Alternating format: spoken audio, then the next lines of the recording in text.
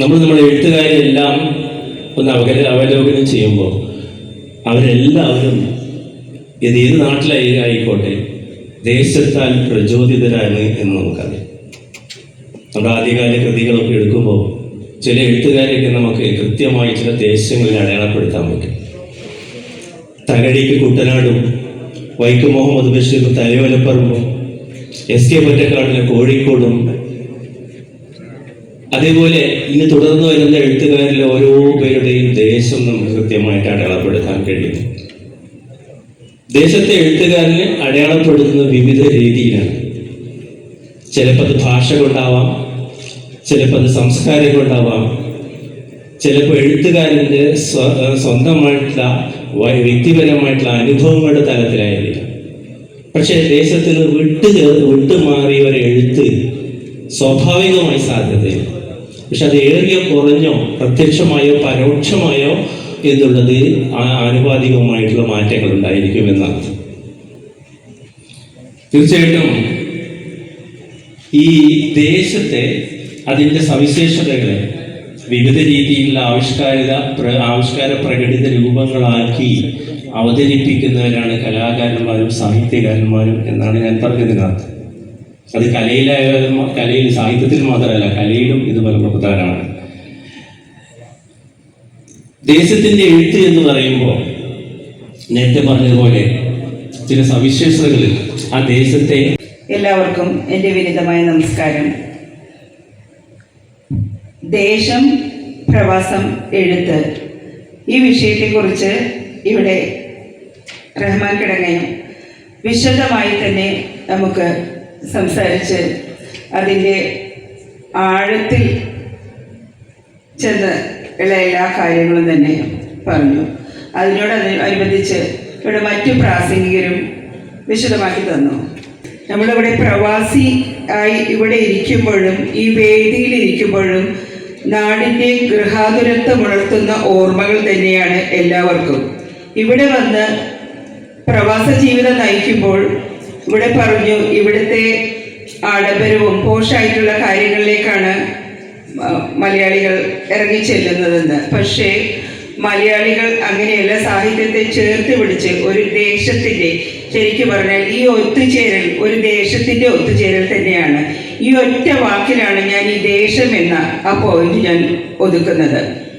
പിന്നെ ഇപ്പോൾ ഇവിടെ ഈ വേദിയിലേക്ക് കയറുന്ന സമയത്ത് ഒരു മരണ വാർത്ത കേട്ട്, അത് നമ്മുടെ നാടിൻ്റെ, നമ്മുടെ ദേശത്തിൻ്റെ, എത്രയും വേണ്ടപ്പെട്ട എൻ്റെ ഒരു ബന്ധുവിൻ്റെ മരണ വാർത്ത കേട്ടിട്ടാണ് ഞാൻ ഈ വേദിയിലേക്ക് വന്നിരുന്നത്.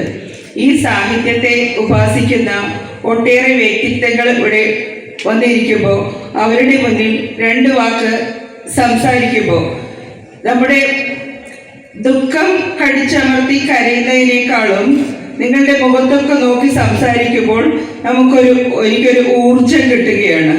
നമ്മുടെ സുകുമാർ അഴീക്കോട് സാറ് പറഞ്ഞിട്ടുണ്ട്, തൻ്റെ കുഴിമാടത്തിന് അകത്ത് കിടക്കുമ്പോൾ തന്നെ പ്രസംഗിക്കാൻ വിളിച്ചാൽ ചാടി എഴുന്നേറ്റ് ഓടി വന്ന് പ്രസംഗിക്കുമെന്ന്.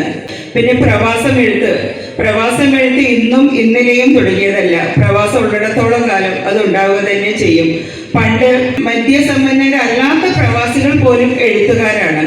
അവർ കത്തിലൂടെയാണ് ഇടപാടുകൾ നടത്തിയിരുന്നത്. ആശയവിനിമയം, വിരഹവേദനയുടെ ഒരുപാട് കത്തുപാട്ടുകൾ, അതും ഒരു തരത്തിൽ പറഞ്ഞ സാഹിത്യം തന്നെയാണ്.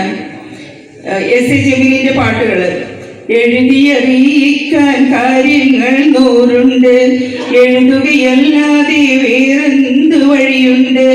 അതിലേക്ക് ആഴത്തിൽ ഇറങ്ങിച്ചെന്ന് വരികളൊക്കെ ആ പാട്ടുകളെ ശരിക്കും പറഞ്ഞാൽ ആ പാട്ടിൻ്റെ ഓരോരോ തത്വത്തിലേക്കും ഇറങ്ങിച്ചെന്ന് കഴിഞ്ഞാൽ ഇവിടെ അശ്ലീല ചുവയുള്ള പദങ്ങളും എല്ലാം ഉപയോഗിച്ചിട്ടുള്ളത്. അത് ശരിക്കും പറഞ്ഞാൽ ഓരോ പ്രവാസിയുടെയും വികാര നൊമ്പരങ്ങളാണ്. അതിലൂടെ ഒരു കരുതരത്തിൽ പറഞ്ഞാൽ ഓരോ പ്രവാസിയും എഴുത്തുകാരനാണ്. അവരിവിടെ വന്നിരിക്കുന്നത് ജീവ നിലവാരം മെച്ചപ്പെടുത്താൻ. ചിലർ പെങ്ങളെ കെട്ടിക്കാനായിരിക്കും, വീട് വെക്കാനായിരിക്കും, മക്കളെ പഠിപ്പിക്കാനായിരിക്കും. ഇങ്ങനെ ഒരുപാട് ആഗ്രഹങ്ങൾ, പ്രതീക്ഷകളാണല്ലോ ഓരോ പ്രവാസിയെയും ജീവിപ്പിക്കുന്നത്. പിന്നെ എഴുത്തുവഴികൾ, അത് ഞാൻ ചുരുക്കി പറയുകയാണ്. എഴുത്തുവഴികൾ എന്ന് പറഞ്ഞാൽ ഗൃഹാതുരത്വത്തിൻ്റെ ഓർമ്മകൾ മാത്രമല്ല, എനിക്ക് എൻ്റെ അനുഭവമാണല്ലോ പറയാൻ പറ്റുള്ളൂ. മറ്റുള്ളവരുടെ അനുഭവങ്ങളും എല്ലാം ചേർത്ത് വെച്ചിട്ട് സ്വന്തം അനുഭവത്തിൻ്റെ ആത്മാംശം എല്ലാവരും അവരുടെ പുസ്തകത്തിൽ ഉൾക്കൊള്ളിക്കും. ഇപ്പോൾ എൻ്റെ നാടിൻ്റെ ഇപ്പോൾ എനിക്ക് തോന്നും ഇവിടെ പ്രവാസത്തിൽ വന്നിരിക്കുമ്പോൾ തന്നെ എൻ്റെ ഓർമ്മകൾ അവിടെ ഞാൻ ചിതറിയിട്ട് വന്നിരിക്കുകയാണെന്നുള്ളത്. ആ ഓർമ്മകളാണ് പെറുക്കിയെടുക്കുന്ന അക്ഷരങ്ങളായിട്ട് ഞാൻ എഴുതുന്നതും എൻ്റെ എഴുത്തിലൂടെ നിങ്ങളുടെ മുന്നിലേക്ക് കാണിക്കുന്നതും. ആ എഴുതുമ്പോൾ തന്നെ ആ കാലഘട്ടത്തിൻ്റെ വരികളും അതിലുണ്ടാകും. എഴുതിയതിൽ അനുഭവ സമ്പത്തും എല്ലാം ഉൾക്കൊള്ളിച്ചിട്ടുള്ള ഒരു പ്രവാസം. പിന്നെ ഇതുപോലെയുള്ള ദേശം, ഈ കൂടിച്ചേരൽ ഇനിയും സൗദി മലയാളി സമാജത്തിന് ഇങ്ങനെയുള്ള കൂടിച്ചേരൽ ഇനിയും സംഘടിപ്പിക്കാൻ കഴിയട്ടെ. എല്ലാവിധ ഭാവുകങ്ങളും. നന്ദി, നമസ്കാരം.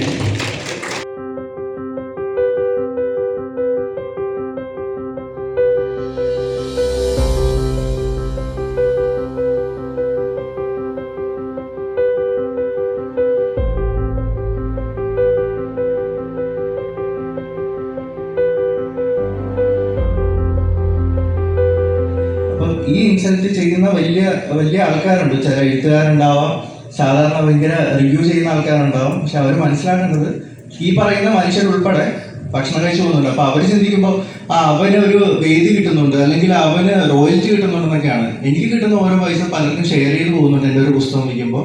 അതുകൂടെ ഞാൻ ഓർപ്പിക്കുകയാണ്. Thank you.